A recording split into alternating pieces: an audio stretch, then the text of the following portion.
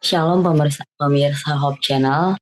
Perkenalkan, saya Christine Forsayani Shanturi. Saya bekerja sebagai seorang perawat.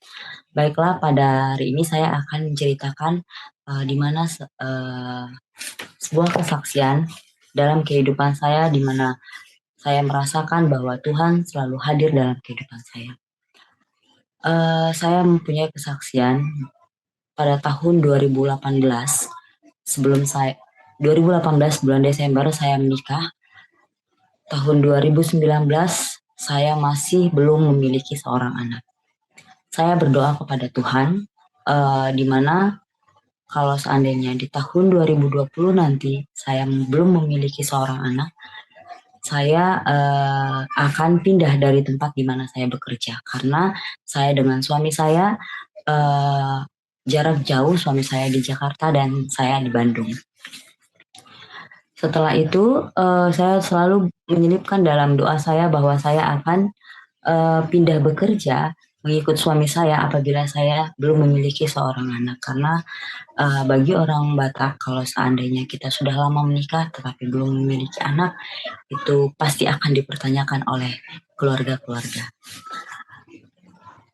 Puji Tuhan, tahun 2020 di bulan Januari saya diberikan suatu berkat. Saya hamil dan Tuhan punya rencana lain bahwa saya akan tetap bekerja di Bandung sebagai seorang perawat. Saya menjalani hari-hari kehamilan di bulan pertama hingga di bulan ke-7 saya mengalami kontraksi. Saya mengalami kontraksi, prematur kontraksi, padahal belum waktunya untuk melahirkan. Lalu saya masuk rumah sakit. Setelah saya masuk rumah sakit, saya dinyatakan DM gestasional atau bisa dikatakan bahwa penyakit gula pada waktu kehamilan. Di situ itu saya merasa kenapa saya mendapatkan penyakit seperti ini, tapi di masa kehamilan. Puji Tuhan, pada waktu 9 bulan anak pertama saya lahir dengan selamat dengan proses sesar. Anak saya bernama Jordan dan dia adalah seorang laki-laki. Lalu setelahnya diperiksa, penyakit gulanya sudah turun dan saya tidak menjalani terapi lagi.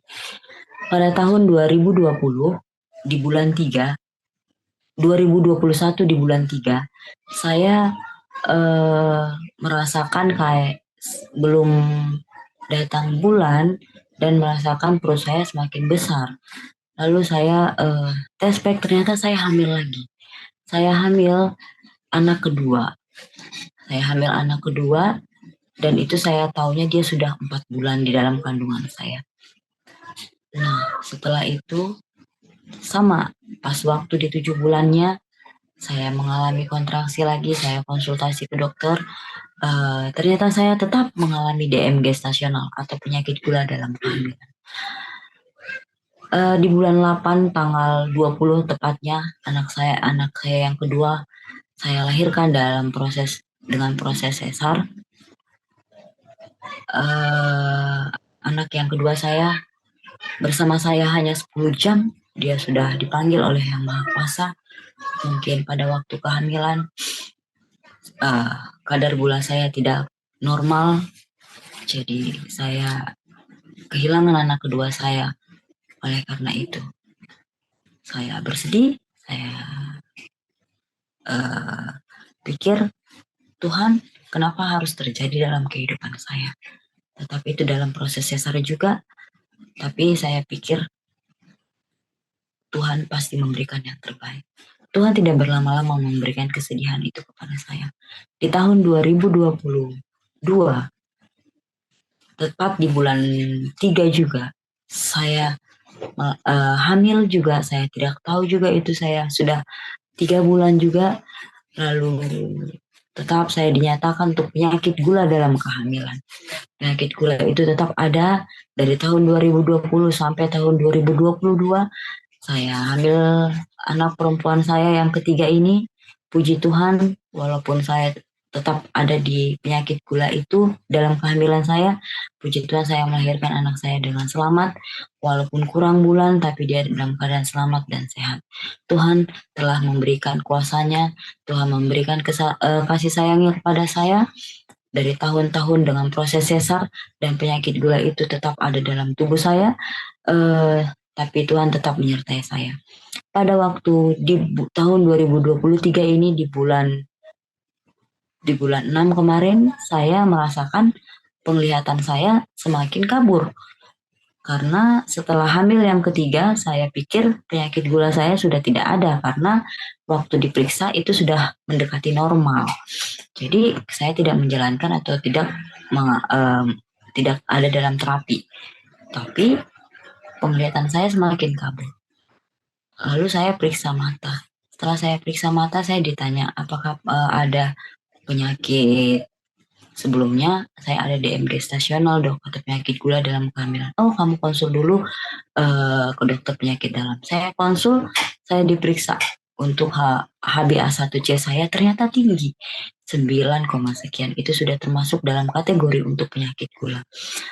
Lalu saya berobat kepada dokter, saya dalam terapi, terus saya juga baru masuk dirawat dalam rumah sakit karena juga penyakit gula saya yang terlalu tinggi, tapi tidak menunjuk saya masuk ke rumah sakit itu tidak diagnosanya tidak penyakit gula, penyakit yang lain. Ada aja cara-cara Tuhan untuk menegur saya bahwa untuk mengatakan kadar gula dalam diri saya itu tinggi.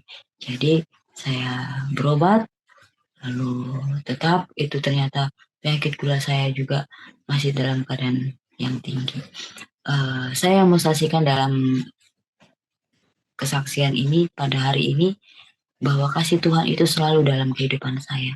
Saya selalu berdoa kepada Tuhan, banyak berkat yang saya rasakan dalam kehidupan saya.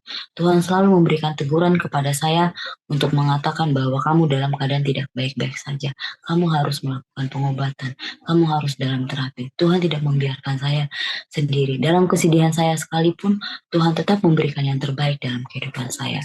Pada hari ini saya mau mengambil satu ayat yang dimana ayat ini yang selalu menguatkan hidup saya apabila saya memang merasa bahwa diri saya sedang dalam keadaan terpuruk sekalipun. Saya ambil ayat 1 Korintus 10 ayat 13. Pencobaan-pencobaan yang kamu alami ialah pencobaan-pencobaan biasa yang tidak melebihi kekuatan manusia. Sebab Allah setia dan karena itu Ia tidak akan membiarkan kamu dicobai melampaui kekuatanmu. Pada waktu kamu dicobai, Ia akan memberikan kepadamu jalan keluar sehingga kamu dapat menanggungnya. Ini adalah ayat yang selalu bawa dalam kehidupan saya. Bahwa setiap apapun masalah dalam kehidupan saya, Tuhan akan memberi jalan keluarnya apabila kita tetap mengandalkan Tuhan dalam kehidupan kita. Dan satu ayat lagi dalam Mazmur 37 ayat 5, serahkanlah hidupmu kepada Tuhan dan percayalah kepadanya dan Ia akan bertindak. Semoga kesaksian saya pada hari ini dapat membawa iman kerohanian kita lebih tinggi lagi kepada Tuhan dan dapat menguatkan saudara-saudara sekalian dimanapun berada. Semoga Tuhan memberkati kita.